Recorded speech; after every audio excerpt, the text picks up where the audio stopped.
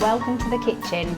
Today I have got a Rainbowtastic cake for you guys. Now, I don't know if you saw it, but last week I had the pleasure of making a massive rainbow cake for Holly Willoughby. It was huge, it was like, I loved it. It was my favourite cake I think I've made so far. So I thought I would make a smaller version, because we don't all have to have a huge one for television purposes. It's a piñata cake, so inside the piñata cake is the first rainbow element, which are really cute little rainbow cookies. Normal vanilla sugar cookie mix. Take a round cutter, just a small one, biff out a few circles, and you can find the recipe for these down there. Now just take a knife and cut them into little half moons with a small miniature cutter. Just kind of take a nick out of the moons, so you kind of get that little arc. Bake them off, that's your rainbow cookie base. So these are the ones we've baked earlier. I've got loads of royal icing, just the shop bought royal icing made up in the rainbow colours, and I've made it to soft peak consistency. We're not flooding for these, we're just going to do some lines, so I'm just going to remind myself of the order of the rainbow. So I've got some red icing to start with, and I like to kind of use my hand on the surface as kind of like steady. Orange, yellow, green, blue, purple. Now you just go over all of those jaggedy lines with some white royal icing, and I've just got a small star nozzle there. Just kind of give a little bit of a swirly, puffy cloud. Make about sort of 15 to 20, or of course, oh dear, don't do that. If you're having a party, of course, could make a few extra to give out or dot around the table. They're not difficult to do. Let them dry off. We've got to construct the piñata cake now, so I'm going to get my cake sponges. Oh, they're over there.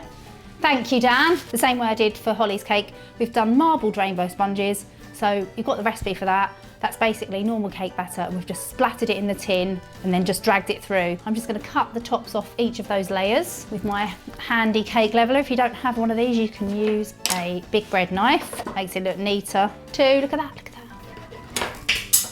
that. So I'm going to layer these up. So to start with, I'm just going to use a working board, and this is a little cake board I am going to cut around. You could use a cup.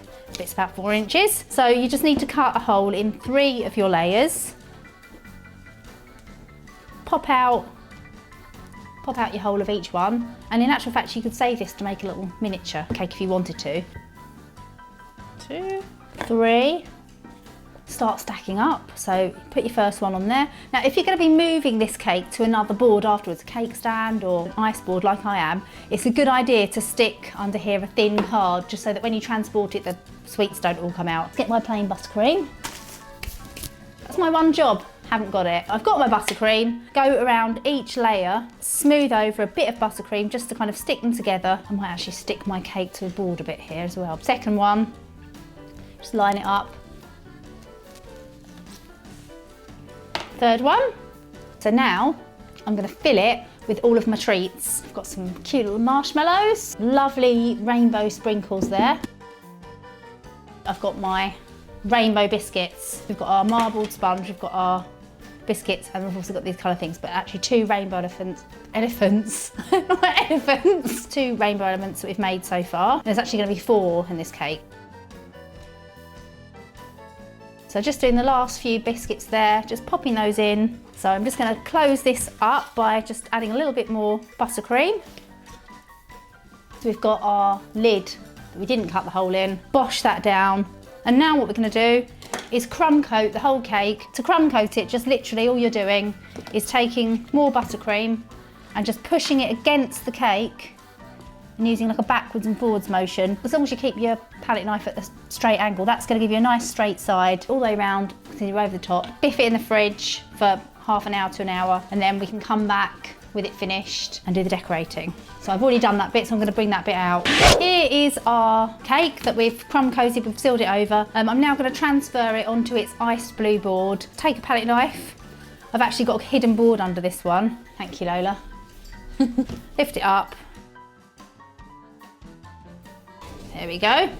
I've got my board here. I iced that yesterday in blue sugar paste, just so it looks nice and pretty. I'm going to pipe this in a sort of rainbow pearl decoration, and it's a bit tricky, but the most important thing is that you mark it out first. I'm going to measure the side of my cake, and I'm going to mark halfway in the cake, because then I'm going to pipe 3 rows above and 3 rows below. Get a skewer here, So I'm going to just have a look. This is 5.5 inches tall. So I'm just going to measure at 2 3/4. 1, 2. There we go, so just all the way around. It doesn't need to be 100% exact, but that's going to keep my pattern nice and neat. Palette on the top of the cake, just a nice light blue. This is just to cover the top of the cake, because I'm going to put a nice meringue cake topper on the top. If I left it plain, it would look a bit can you say that? And if I continued in with all my rainbow pattern, it would really detract from my rainbow on the top. I'm going to cut each one of my plastic piping bags about the same size. So I'm going to actually cut these all out now, because I want my pearls to be an equal size. Use the offcut from the one before.